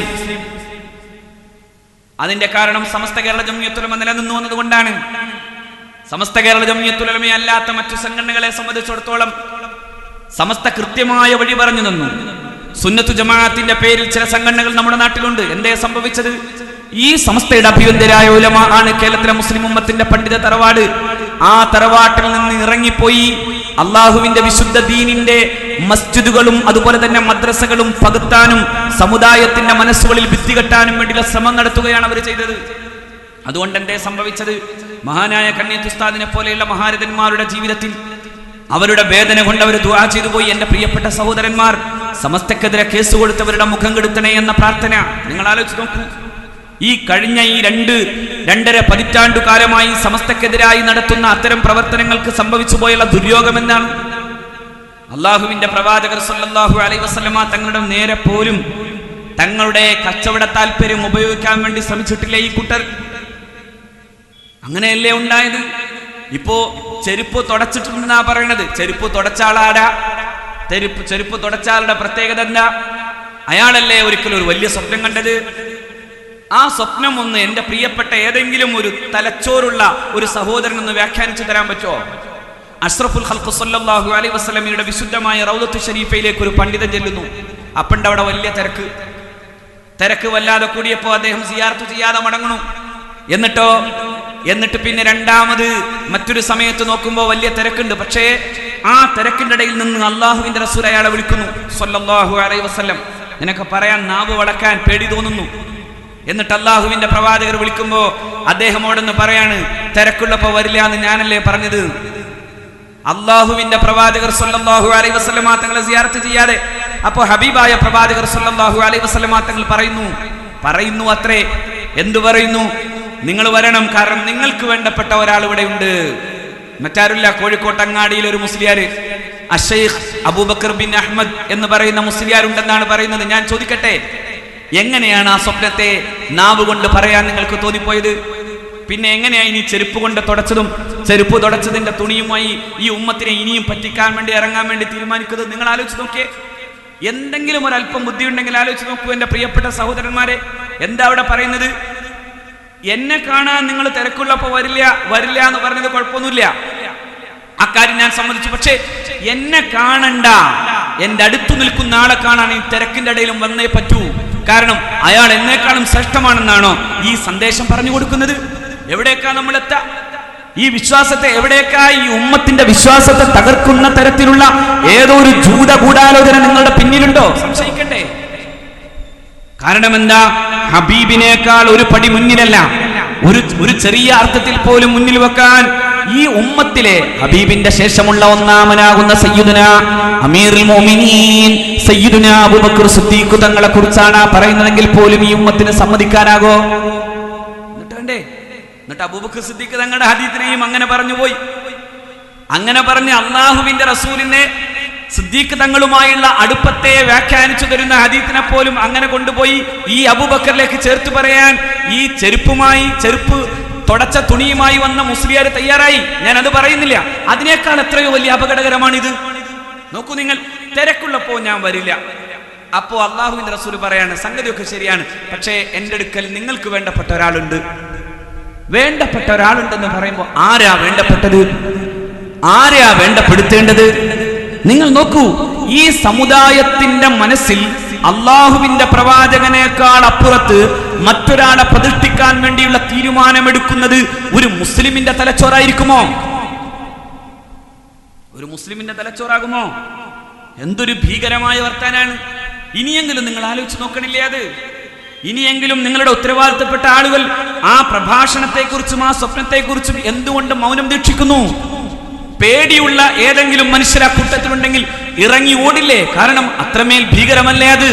കാരണം അള്ളാഹുവിന്റെ പ്രവാചകരെക്കാൾ സയ്യിദുനാ അബൂബക്കർ സിദ്ദീഖ് തങ്ങളെ പോലും നമുക്ക് മുന്തിക്കാൻ കഴിയില്ലെങ്കിൽ പിന്നെ കാലങ്ങൾക്കു ശേഷം പരാതികളും പരിവട്ടങ്ങളും ആരോപണങ്ങളും നിരന്തരം ഉന്നയിക്കപ്പെടുന്ന, ശരിയാണെന്ന് പല ആളുകളും പറയേണ്ടി വരുന്ന വിധം അത്രയേറെ ആരോപണങ്ങൾക്ക് വിധേയമായ ഒരു പണ്ഡിതനെ കുറിച്ച് അങ്ങനെ പറഞ്ഞാൽ, ആരോപണങ്ങളൊക്കെ ഞാൻ മാറ്റിവെക്കട്ടെ, അതൊക്കെ അവരവർക്ക് ഉള്ളത് അവരവരുമായും ബന്ധപ്പെട്ടതാണ്, ഞാനത് വിശദീകരിക്കുന്നില്ല. പക്ഷേ ഇങ്ങനെ ഒന്ന് പറഞ്ഞാൽ, ഇങ്ങനൊരു രീതിയിൽ ഒരാളെ അവരോധിക്കണമെന്ന് പറയുന്ന വിധത്തിലുള്ള ഒരു പ്രസംഗവും അത്തരത്തിലൊരു സ്വപ്നവും ഉണ്ടെങ്കിൽ തലച്ചോറ് ആർക്കും പണയം വെക്കാത്ത എന്റെ പ്രിയപ്പെട്ട സഹോദരന്മാർ ആലോചിച്ച് നോക്കൂ, എത്ര ഭീകരമാണത്, എത്ര ഭീകരമാണ്! എന്തേ അതിനു കാരണം? ഇത് എന്നിട്ടും മനസ്സിലാവില്ലെങ്കിൽ ഒരൊറ്റ കാര്യം ഞാൻ പറഞ്ഞുള്ളൂ, കണ്ണിയത്ത് ഉസ്താദിന്റെ ദുആ വലിച്ചു പോയിട്ടുണ്ട്. അള്ളാഹു കാക്കട്ടെ, അള്ളാഹു കാക്കട്ടെ. മഹാനായ കണ്ണിയത്ത് അഹമ്മദ് മുസ്ലിയാർ ഉസ്താദുമാർ എന്ന് പറയുന്നതിനെ നമ്മൾ അങ്ങനെ തന്നെ കാണണ്ടേ? അതുകൊണ്ടല്ലേ മഹാനായ സയ്യിദുന ആദം നബി അലൈഹിസ്സലാത്തു വസ്സലാം പഠിപ്പിച്ചു കൊടുത്ത ശിഷ്യന്മാർ, മഹാരഥന്മാരായ മലക്കുകളോടുകൂടെ ഒരാളും ഉണ്ടായിരുന്നു. മലക്കുകളെ പഠിപ്പിച്ചു കൊടുത്തതിനു ശേഷം അല്ലാഹു റബ്ബുൽ ഇസ്സത്ത് മഹാരഥന്മാരായ മലക്കുകളോട് ആവശ്യപ്പെട്ടു, നിങ്ങൾ സുജൂദ് ചെയ്യണം, നിങ്ങൾ ആദമിന് സുജൂദ് ചെയ്യണമെന്ന് ആവശ്യപ്പെടുമ്പോ മലക്കുകൾ മുഴുവനും അല്ലാഹു റബ്ബുൽ ഇസ്സത്ത് പറയുന്നത് കേട്ട് അപ്പൊ തന്നെ സുജൂദ് ചെയ്തു. അവരാരും മുഷാവറക്ക് വേറെ പോയില്ല. അടുത്ത ലിസ്റ്റ് ഉണ്ടാക്കി കൊണ്ടുവന്നിട്ട് ആലോചിക്കാമെന്ന് പറഞ്ഞില്ല. അവർ ഫസജദു എന്നാണ് അതിന്റെ, അത് അങ്ങനെ തന്നെ കാണണം. ഫസജദു, അവരത് കേട്ട പാടെ സുജൂദ് ചെയ്തു. അവർ പിന്നെ വേറെ ആലോചിക്കും പോയില്ല. പക്ഷെ വേറെ ആള് പറഞ്ഞു, അബാ വസ്തക്ബറ വകാന മിനൽ കാഫിരീൻ. അല്ലാഹു കാക്കട്ടെ. അബാ എന്ന് പറഞ്ഞാൽ സമരം ചെയ്തു എന്നാണ്, തടഞ്ഞു എന്നാണ്. ചില ആളുകളുടെ മുദ്രാവാക്യം പോലെ അതാണ്, സമരമാണ് ജീവിതം. അത് തുടങ്ങിയത് അവിടെ നിന്നാണ്. അബാ, സമരം ചെയ്തു, തടഞ്ഞു. വസ്തക്ബറ, അവൻ കിബറുകാട്ടി, വകാന മിനൽ കാഫിരീൻ, അവൻ മുഴുവൻ കുഴപ്പത്തിന്റെയും കൊടിയടയാളമായി മാറുന്നു, കാഫിരീങ്ങളുടെ കൂട്ടത്തിൽ പെടുന്നുവെന്ന് ഖുർആൻ പറയുന്നു. നിങ്ങൾ നോക്കൂ, മഹാരഥന്മാരായ മലക്കുകൾ അള്ളാഹുവിന്റെ പ്രവാചകനാവുന്ന സയ്യിദുനാ ആദം നബി അലൈഹിസ്സലാമിൽ നിന്ന് വിജ്ഞാനം നുകർന്നു. വിജ്ഞാനം നുകർന്നാൽ അവരോട് അല്ലാഹു റബ്ബുൽ ഇസ്സത്ത് കൽപ്പിച്ചു, ആ മഹാനായ പണ്ഡിതനോട് ബഹുമാനം കാണിക്കണം, വിനയം പ്രകടിപ്പിക്കണം. ആ വിനയം കാണിക്കാൻ വേണ്ടി തയ്യാറായ മഹത്തുക്കളായ മലായിക്കത്ത് അവർ അല്ലാഹുവിന്റെ കൽപ്പന വന്നപ്പോൾ അവർ വിനയം കാണിച്ചു. ആ വിനയമുള്ള മഹാന്മാരായ മലക്കുകളെ അല്ലാഹു റബ്ബുൽ ഇസ്സത്ത് പ്രത്യേകം പണിയേൽപ്പിച്ചത് ലോകത്ത് വരുന്ന എല്ലാ മുഅ്മിനീങ്ങളുടെയും സേവകരാകണമെന്നാണ്. മഹാനായ സയ്യിദുനാ ജിബ്രീൽ അലൈഹിസ്സലാം മുഅ്മിനീങ്ങളുടെ സേവകരാണ്. ലോകത്ത് വന്ന എല്ലാ മുഅ്മിനീങ്ങളുടെയും സേവകരാണ് മലക്കുകൾ. അപ്പൊ നോക്കൂ, നിങ്ങൾ പഠിച്ചാ പോരാ, വിജ്ഞാനം പഠിച്ചു, വിനയം ഉണ്ടാകണം. വിനയമുണ്ടായാൽ മാത്രം പോരാ, സേവനവും ചെയ്യണം. വിജ്ഞാനം, വിനയം, സേവനം എന്ന മുദ്രാവാക്യം തന്നത് സമസ്ത കേരള സുന്നി വിദ്യാർത്ഥി ഫെഡറേഷനാണ്. തിരിച്ചു ചിലതുണ്ട്, വിജ്ഞാനം നേടും, പക്ഷേ സമരം തുടങ്ങും, പിന്നെ കിബറ് കാട്ടും, പിന്നെ കുഴപ്പത്തിന് മുഴുവൻ കാരണമാവും. അപ്പൊ മുത്താലിമായി എന്നതല്ല, മുത്താലിമായതുകൊണ്ട് കാര്യമില്ല. പഠിച്ചതും വലിയ ഉസ്താദിന്റെ അടുക്കലാണ് എന്നതുകൊണ്ടും കാര്യമില്ല. പഠിച്ചു, അതിനുശേഷം ആ ഉസ്താദിനോട് ആദരം കാണിക്കണം. കണ്ണിയത്ത് ഉസ്താദിനെയും ശംസുൽ ഉലമയെയും പറ്റില്ലെന്ന് പറഞ്ഞ് ഇറങ്ങിപ്പോകാൻ തീരുമാനിക്കുന്നവർക്ക് പിന്നെങ്ങനെ ഗുരുത്വം കിട്ടാം? എന്തിനാ ഇറങ്ങിപ്പോയത്? ഇന്ത്യയിലെ മുസ്ലിം സമൂഹം അവരുടെ ഇസ്ലാമികമായ ഐഡന്റിറ്റിയുടെ പ്രശ്നത്തിൽ മുഴുക്കെ നിൽക്കുന്ന സമയത്താണ്, സമുദായം ഒന്നാകണമെന്ന ആശയത്തിന്റെ മുമ്പിലാണ് മഹാനായ ശംസുൽ ഉലമയും കണ്ണിയത്ത് ഉസ്താദും സമസ്തയുടെ അഭിവന്ദരായ ഉലമാവും ഉള്ളത്. ആ കാലത്ത് ഇസ്ലാമിക ശരീഅത്ത് ചോദ്യം ചെയ്യപ്പെട്ടു. ഇന്നും ഇസ്ലാമിക ശരീഅത്തിനു നേരെയുള്ള ചോദ്യങ്ങൾ വരുന്നു. 985 ഇന്ത്യയിൽ ആദ്യമായി ഇസ്ലാമിക ശരീഅത്തിനു നേരെയുള്ള വെടിപൊട്ടുന്നത്. അള്ളാഹുവിന്റെ പരിശുദ്ധ ദീനിനനുസൃതമായി ജീവിക്കാനുള്ള 937 ഇന്ത്യയിലെ മുസ്ലിങ്ങൾക്ക് ലഭ്യമായിട്ടുള്ള വലിയൊരു സ്വാതന്ത്ര്യമായിരുന്നു മുസ്ലിം ശരീഅത്ത് ആക്ട്. അത് ലഭ്യമായതുപോലും എങ്ങനെയാണ്? അതിനു മുമ്പും ഉണ്ടായിരുന്നു. ബ്രിട്ടീഷുകാരുടെ കാലത്ത് മുസ്ലിങ്ങൾക്ക് ചില സ്വാതന്ത്ര്യങ്ങൾ ഉണ്ടായിരുന്നു. പക്ഷേ 937 അത് കൃത്യമായി. 937 പഞ്ചാബ് സ്വദേശിനിയായ ഒരു സഹോദരി അവരുടെ സഹോദരന്റെ കയ്യിൽ നിന്ന് അവരുടെ പിതാവിന്റെ അനന്തരാവകാശ സ്വത്ത് എനിക്ക് കൂടി ഓഹരി കിട്ടണമെന്ന് പറഞ്ഞിട്ട് ബ്രിട്ടീഷ് പ്രീവി കൗൺസിലിൽ കേസ് കൊടുത്തു. പക്ഷേ ബ്രിട്ടീഷ് പ്രീവി കൗൺസിലിൽ വിധി എഴുതിയത് ഇങ്ങനെയാണ്: പഞ്ചാബ് ഭാഗത്തെ സാമ്പ്രദായിക നിയമപ്രകാരം ഈ പെൺകുട്ടിക്ക് പിതാവിന്റെ സ്വത്തിൽ നിന്ന് അവകാശമില്ലെന്ന് പറഞ്ഞു. മുസ്ലിം പെൺകുട്ടിക്ക് അവകാശമില്ലെന്ന് പറഞ്ഞപ്പോൾ അവൾ അത് മുസ്ലിം പണ്ഡിതന്മാരുടെ മുമ്പിൽ ചെന്നു കൊടുത്തു. മുസ്ലിം പണ്ഡിതന്മാർ, ആ കാലഘട്ടത്തിലെ ഇന്ത്യയിലെ സ്വാതന്ത്ര്യ സമര പോരാളികൾ കൂടിയായ മുസ്ലിം പണ്ഡിതന്മാർ പറഞ്ഞു, ഇന്ത്യയിൽ മുസ്ലിങ്ങൾക്ക് ഇസ്ലാമിക ശരീഅത്ത് അനുസരിച്ച് ജീവിക്കണം. അന്ന് ബ്രിട്ടീഷുകാരൻ 937 ഇസ്ലാമിക് ശരീഅത്ത് ആപ്ലിക്കേഷൻ ആക്ട് 1937 എന്ന പേരിൽ ഒരു നിയമം കൊണ്ടുവന്നു. ആ നിയമമൊക്കെ പലവരു ചർച്ച ചെയ്യപ്പെട്ടതാണെങ്കിലും ഞാൻ പറയാം, ആ നിയമത്തിന്റെ വലിയൊരു പ്രത്യേകത എന്താ അറിയോ? ഇസ്ലാമിക ശരീഅത്ത് മുഴുക്ക നടപ്പിലാക്കണമെന്നൊന്നും ആ നിയമം പറയണില്ല. നമുക്കാർക്കും ആ വാദവും ഇല്ല. ഇസ്ലാമിക ശരീഅത്ത്, ചില ആളുകൾ പറയാറുണ്ടല്ലോ, ഇസ്ലാമിക ശരീഅത്തിലെ ശിക്ഷാ നിയമങ്ങളൊക്കെ ഇസ്ലാമിക ശരീഅത്തിലുണ്ടല്ലോ, അതെന്തേ നടപ്പിലാക്കാത്തത്? നടപ്പിലാക്കേണ്ട ആവശ്യം ഇന്ത്യയിൽ ജീവിക്കുന്ന മുസ്ലിമിനില്ല. ഇന്ത്യയിൽ ജീവിക്കുന്ന മുസ്ലിമിന് എന്തുകൊണ്ട്? ഇസ്ലാമിക ശരീഅത്ത് 4 ഭാഗമാണ്. ഒന്ന് ഇബാദത്താണ്.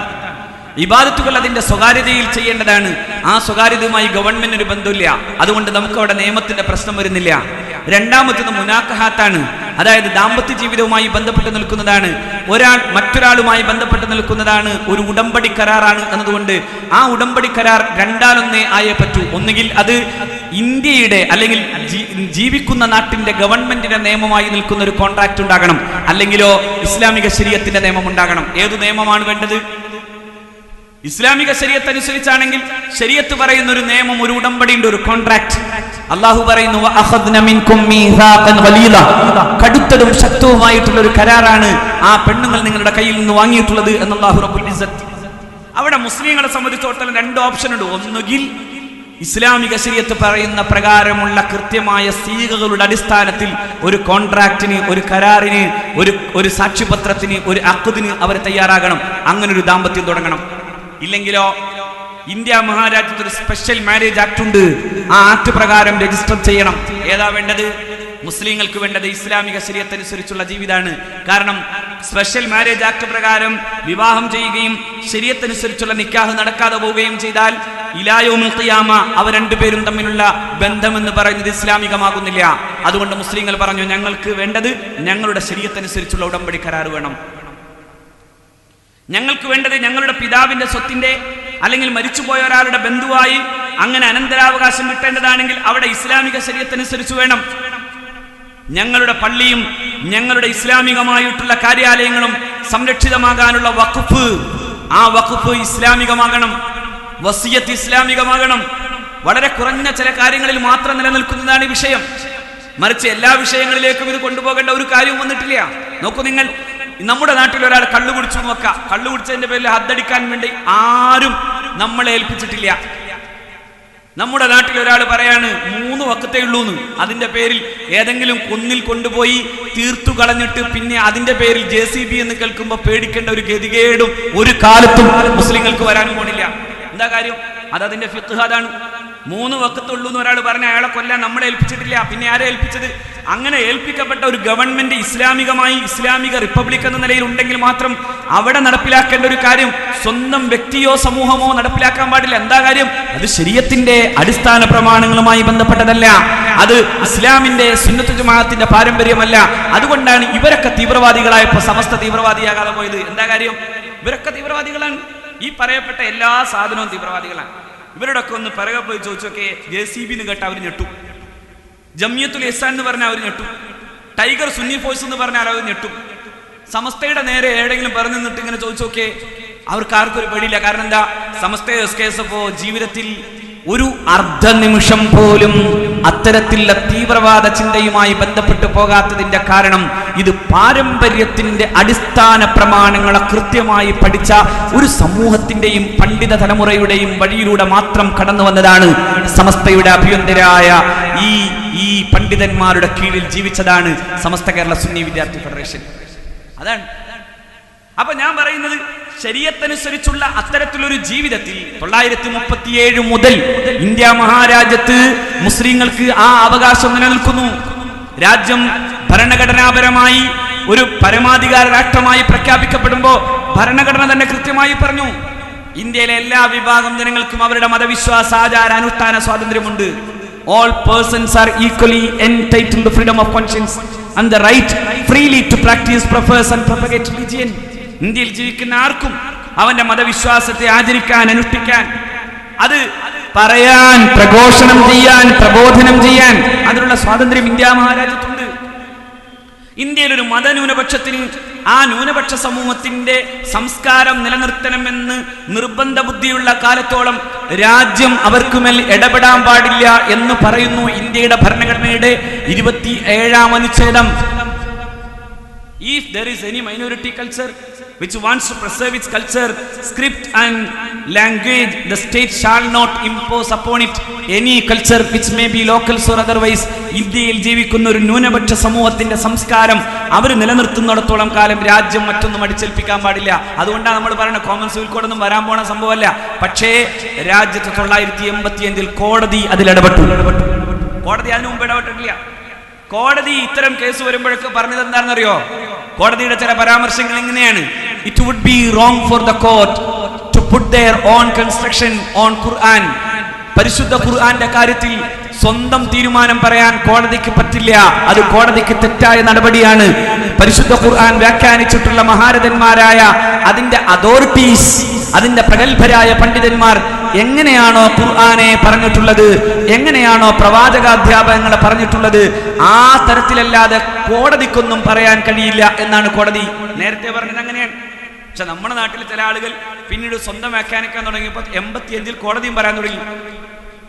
പക്ഷേ അന്ന് ഇന്ത്യയിലെ മുസ്ലിം പണ്ഡിത നേതൃത്വം, ഇന്ത്യയിലെ പ്രഗത്ഭരായ രാഷ്ട്രീയ നേതൃത്വം, ഇന്ത്യയുടെ പാർലമെന്റിൽ അഭിവന്ദനായ ഗുലാം മഹ്മൂദ് ബനാത്വാല സാഹിബാണ് പറഞ്ഞത്, ഇന്ത്യയിലെ മുസ്ലിങ്ങൾക്ക് അള്ളാഹുവിന്റെ ദീനിന്റെ ശരീഅത്തനുസരിച്ച് ജീവിക്കണം. അതിനുവേണ്ടി അദ്ദേഹം അവിടെ ഒരു ബില്ല് കൊണ്ടുവരാൻ വേണ്ടി ശ്രമിച്ചു. മുസ്ലിം വിമൻ പ്രൊട്ടക്ഷൻ ആക്ട് എന്ന പേരിൽ ഒരു സ്വകാര്യ ബില്ല് കൊണ്ടുവന്ന് അദ്ദേഹം പ്രസംഗിച്ചപ്പോഴാണ് ഇന്ത്യയുടെ അന്നത്തെ പ്രധാനമന്ത്രി പറഞ്ഞത്, അങ്ങയുടെ വികാര നിർഭരമായ പ്രസംഗം അത് ഇന്ത്യൻ മുസൽമാന്റെ വികാരമാണെങ്കിൽ ഞാൻ അങ്ങയോടൊപ്പം ഉണ്ടാകും. ഈ പാർലമെന്റ്, ഈ സ്വകാര്യ ബിൽ എന്റെ പാർലമെന്റ്, എന്റെ ഗവൺമെന്റിന്റെ ഭൂരിപക്ഷം നിലനിൽക്കുന്ന പാർലമെന്ററിയന്മാർ, അവരെ കൊണ്ട് ഞാൻ ഇത് പാസ്സാക്കി കൊണ്ടുവരും എന്ന് പറഞ്ഞു അഭിനന്ദനായ രാജീവ് ഗാന്ധി. അന്ന് മുസ്ലിം ഉമ്മത്ത് ഒരുമിച്ച് നിൽക്കാൻ വേണ്ടി തയ്യാറാകുന്ന സമയത്ത് പുറപ്പെട്ടിറങ്ങിയതാണ്. എന്ന് പറഞ്ഞ പോലെ ഇറങ്ങിപ്പോയതാണ് ഇയാൾ. നോക്കണം നിങ്ങൾ, ചില ആളുകളുടെ ജീവിതത്തെ ഖുർആനിലെ വിശുദ്ധമായ ചില ആയത്തുകളുമായി ബന്ധപ്പെട്ടുകൊണ്ട് പഠിച്ചാൽ വല്ലാത്ത അത്ഭുതം തോന്നിപ്പോകും.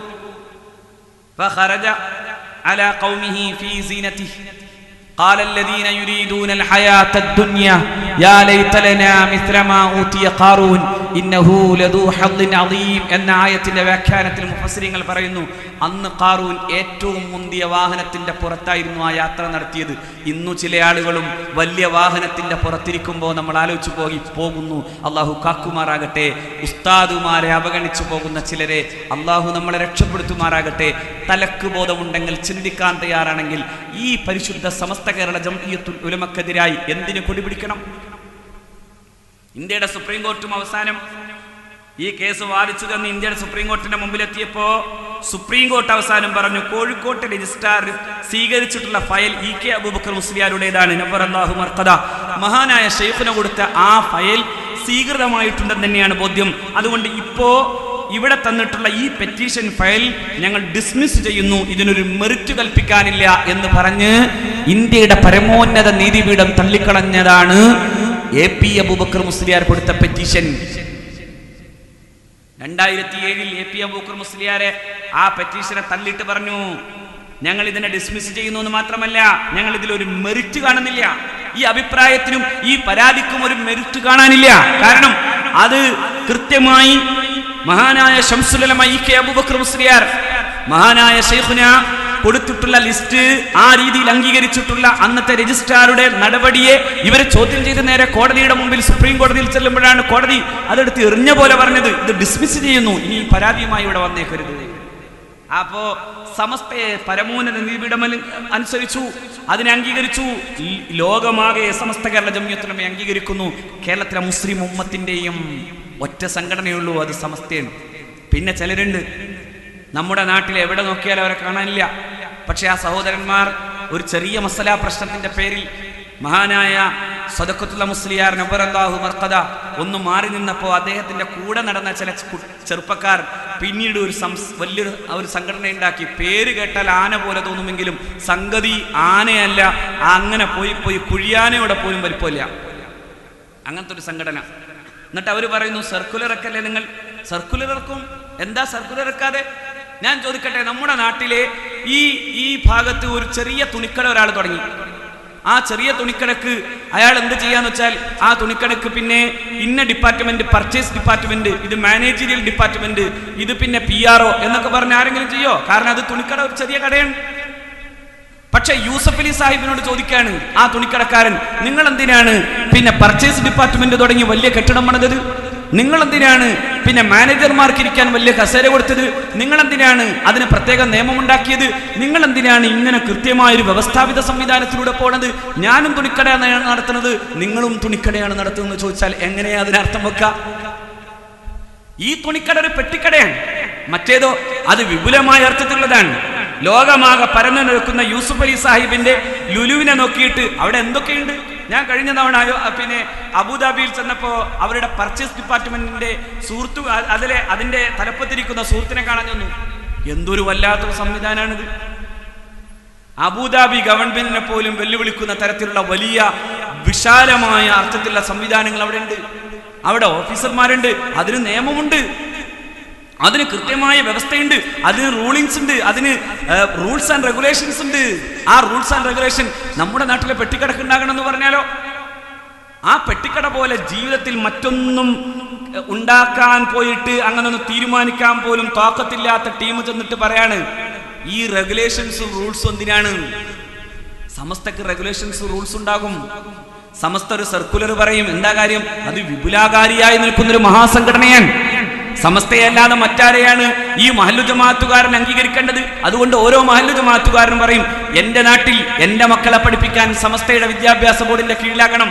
അപ്പൊ സമസ്ത പറയും, ഞങ്ങൾക്കിത് അഫിലിയേറ്റ് ചെയ്യാൻ ഇന്ന ഡിമാൻഡ്സ് ഉണ്ട്, നിങ്ങൾ അവിടെ പഠിപ്പിക്കുന്ന മുഅല്ലിമീങ്ങൾക്ക് ഇന്ന രീതിയുണ്ട്, അവർക്ക് ഇന്ന സ്വഭാവം ഉണ്ടാകണം എന്ന് പറഞ്ഞു കൊടുക്കും. അതെങ്ങനെയാ ശൈഥില്യാവാ? ഈ കൂട്ടത്തിലങ്ങ് കൂടിയാ പോരെ, എന്തിനാ ശൈഥില്യം പറഞ്ഞ് ശീതളം ഉണ്ടാക്കുന്നത്? അതൊരു തരം മുഴുത്തസൂയ കൊണ്ടാണ്. പെട്ടിക്കടക്കാരുടെ എങ്ങനെ ലുലു നടത്തുന്ന പ്രഗത്ഭനായ യൂസുഫ് അലി സാഹിബുമായി സമമാവുക? അതുപോലെ സമസ്തയോടൊപ്പം എങ്ങനെയാണ് ഈ പറയപ്പെടുന്ന ഒരു ഉസ്താദ്, ഞാൻ അങ്ങനെ തന്നെ വിളിക്കട്ടെ, ഒരു ഉസ്താദ് സമാവ? അല്ലാത്ത വിളി എനിക്ക് വിളിക്കാൻ പറ്റാത്തത് കൊണ്ടാണ്. നോക്കൂ നിങ്ങൾ. അപ്പോ കേരളത്തിലെ മുസ്ലിം ഉമ്മത്തിന്റെ ഏത് വിഷയങ്ങളിലും ഇടപെടാൻ കഴിയുന്ന ഒരൊറ്റ സംഘടനയാണ് അത് സമസ്ത കേരള ജംഇയ്യത്തുൽ ഉലമയാണ്. മറ്റുള്ള സംഘടനകൾ ഇപ്പോ മുജാഹിദ് പ്രസ്ഥാനത്തെ സംബന്ധിച്ചിടത്തോളം എപ്പോഴെന്തെങ്കിലും പറയാൻ പറ്റുമോ? പീസ് എന്ന് പറഞ്ഞ് പേടിപ്പിക്കപ്പെട്ടപ്പോഴാണ് ഒറ്റ കൂട്ടാവ് കൂടായി. രണ്ടു സംഘടനയോട് ഒരുമിച്ച് കൂടി. പക്ഷെ എന്തുണ്ടായത്? രണ്ടു സംഘടനയും ഒരു ലേഖനത്തിൽ ഇപ്പൊ തല്ലിപ്പിരിയാൻ പോകുന്നു. തല്ലിപ്പിരിയും. എന്താ കാര്യം? തല്ലിപ്പിരിയല്ലാതെ അവർക്ക് ആശയപരമായി യോജിക്കാൻ സാധ്യമല്ല. ഇതുപോലെ മാണിക്കെ പണ്ട് അങ്ങനെ ഒരു സിദ്ധാന്തം ഉണ്ടായിരുന്നു. അതായത് വളരുന്തോറും പിളരും, പിളരുന്തോറും വളരും. അത് ഏറ്റവും പ്രായോഗിക അടിസ്ഥാനത്തിൽ നടത്തിയ കേരളത്തിലൊരു സംഘടന മുജാഹിദ് പ്രസ്ഥാനാണ്. എത്ര സംഘടനയാണെന്ന് ആരോടാ ചോദിക്കേണ്ടത്? പണ്ട് ജിന്നില്ല എന്ന് പറഞ്ഞ് നടന്നിരുന്നവർ, ജിന്നിന്റെ പേരിലാണ് ഈ തർക്കം മുഴുവൻ തുടങ്ങിയത്. പിന്നെ അതെങ്ങനെ വളരെ വിശാലമായി. ജിന്നില്ല എന്ന് പറഞ്ഞ് നടന്നിരുന്നവർ എങ്ങനെയൊക്കെ വ്യാഖ്യാനിച്ചെന്നോ ജിന്നിനെ. ജിന്നെന്ന് പറഞ്ഞാൽ അത് പരിശുദ്ധ ഖുർആൻ അങ്ങനെ പറയുകയാണെങ്കിൽ അതിന്റെ അർത്ഥം ഈ രണ്ട് വിഭാഗം മനുഷ്യന്മാരുണ്ടല്ലോ. ഒന്ന് വളരെ പ്രൈമിറ്റീവ് ആയിട്ടുള്ള ആദിവാസികൾ ജിന്നായിരിക്കും. പിന്നെയോ കുറച്ചുകൂടി സംസ്കാര സമ്പന്നരായ മനുഷ്യന്മാരുണ്ടല്ലോ, അവർ ഇൻസാണ്. അങ്ങനെ വ്യാഖ്യാനിച്ചു. അതിനപ്പുറം പോയിട്ട് അവസാനം നമ്മളൊക്കെ ടോയ്ലറ്റിൽ കയറുമ്പോൾ അല്ലാഹുവിന്റെ റസൂൽ സല്ലല്ലാഹു അലൈഹി വസല്ലം തങ്ങൾ പഠിപ്പിച്ചു അല്ലേ? എന്താണ്?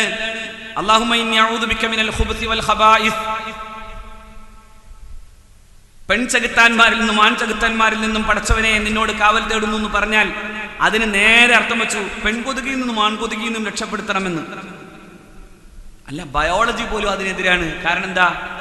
ഈ പെൺകൊതുകയെ കടിക്കൂ, ആൺകൊതുക് കടിക്കൂല. അങ്ങനെയില്ല. നമ്മളെ ആൺകൊതുകുകളെ കാണേണ്ട എവിടെ അറിയോ? നമ്മുടെ നാട്ടിലെ ഈ തൊടികളിൽ പോയി നോക്കിയാൽ കാണാം. അവിടെ ഇങ്ങനെ ചെറുതായിട്ട് ഇങ്ങനെ പറന്നെടുക്കുന്നുണ്ടാവും. അവ ഈ തൊടികളിലെ ചെറിയ ചെറിയ സസ്യങ്ങളുടെ ലിംഫുകൾ പിടിച്ച് അത് കുടിച്ച് ജീവിക്കണം. ആ സമയം മനുഷ്യന്റെയും ജന്തുക്കളുടെയും രക്തം മോന്തുന്നത് പെൺകൊതുകാണ്. അപ്പൊ പെൺകൊതുകിൽ നിന്ന് മാത്രം രക്ഷപ്പെടുത്തിയാൽ മതിയായിരുന്നു യഥാർത്ഥത്തിൽ. പക്ഷേ ഇവരർത്ഥം വെച്ച് കുടുങ്ങി. കാരണം അന്ന് ആ ബയോളജി തിരിഞ്ഞിരുന്നില്ല. നിങ്ങൾ ആലോചിച്ച് നോക്കൂ. ഇങ്ങനെ കാലേ മാറി വരുന്നതിനനുസൃതമായി കാര്യങ്ങളെ മാറ്റി പറയേണ്ടി വരുന്ന ഗതികേട് സമസ്തയുടെ പാരമ്പര്യ ഇസ്ലാമിക ജീവിതം നയിക്കുന്ന പണ്ഡിതന്മാർക്കില്ലാതെയും ഇവർക്കുണ്ടാവുകയും ചെയ്തതിന്റെ പ്രധാനപ്പെട്ട കാരണം ഈ പാരമ്പര്യത്തെ വെല്ലുവിളിച്ചതാണ്. ആ പാരമ്പര്യത്തെയാണ് നാം അനുസരിക്കേണ്ടത്. ആ പാരമ്പര്യത്തിന്റെ ആ വഴിയിലൂടെയാണ് നാം മുന്നോട്ട് പോകേണ്ടത്. അല്ലാഹു റബ്ബുൽ ഇസ്സത്ത് അതിന് തൗഫീഖ് തരുമാറാകട്ടെ. എൻ്റെ മുമ്പിൽ സമയം വളരെ പരിമിതമാണെന്ന് ഞാൻ നേരത്തെ സൂചിപ്പിച്ച പോലെ ഇവിടെ നിന്ന് ഇറങ്ങിയാലേ ഇനി സെമിനാറിൽ പങ്കെടുക്കാൻ കഴിയൂ. മാത്രമല്ല ഇതൊക്കെ വിശദീകരിക്കാൻ യോഗ്യനായ പ്രഗത്ഭനായ പണ്ഡിതൻ, ഞാൻ ഏറെ ആദരിക്കുന്ന അഭിനന്ദനായ ജലീൽ ഖത്താഫി പുല്ലാര ഇവിടെ ഉണ്ട്. ഇൻഷാ അല്ലാഹ് ബാക്കി വിഷയങ്ങൾ അദ്ദേഹം തന്നെ സംസാരിക്കും. സമകാലികമായി ഇന്നത്തെ പ്രശ്നങ്ങൾ അദ്ദേഹം തന്നെ വിശദീകരിക്കും. അതോടൊപ്പം തന്നെ അഭിനന്ദരായ തങ്ങൾ ഉദ്ഘാടനത്തിന് കൂടി വരും ഇൻഷാ അല്ലാഹ്. അല്ലാഹു റബ്ബുൽ ഇസ്സത്ത് സത്യം മനസ്സിലാക്കാൻ, ഞാനിതിൽ ഒരു തുറന്ന മനസ്സോടെ പറയുന്നു, നമുക്ക് സത്യം മനസ്സിലാക്കണം, സത്യം പഠിക്കണം. ആ സത്യം പഠിക്കുന്നിടത്ത് ഇങ്ങനെയൊക്കെ സ്വപ്നം പറയാൻ തുടങ്ങുന്ന ആളുകളെയും ഇനിയും കച്ചവടം ചെയ്യാൻ വേണ്ടി പുതിയ പുതിയ വേതാള ഭാവങ്ങളുമായി വരാൻ വേണ്ടി തീരുമാനിക്കുന്ന കച്ചവട തന്ത്രങ്ങളെയും നമുക്ക് തിരിച്ചറിയാൻ കഴിയണം. അഭിയന്തരായ ഗുരുനാഥന്മാരെ ബഹുമാനിച്ചൊരു കാലഘട്ടത്തിൻ്റെ ചിന്തയെ നമുക്ക് നെഞ്ചിലേറ്റാനാവണം. കാലം ഇന്നും പറഞ്ഞു തരുന്ന വിധം പാരമ്പര്യമാണ് ശരിയെന്ന ബോധ്യം നമുക്കുണ്ടാകണം. അല്ലാഹു അതിന് തൗഫീഖ് തരുമാറാകട്ടെ. വആഖിറു ദഅ്വാനാ അനിൽ ഹംദുലില്ലാഹി റബ്ബിൽ ആലമീൻ. അസ്സലാമു അലൈക്കും വറഹ്മത്തുള്ളാഹി വബറകാതുഹു.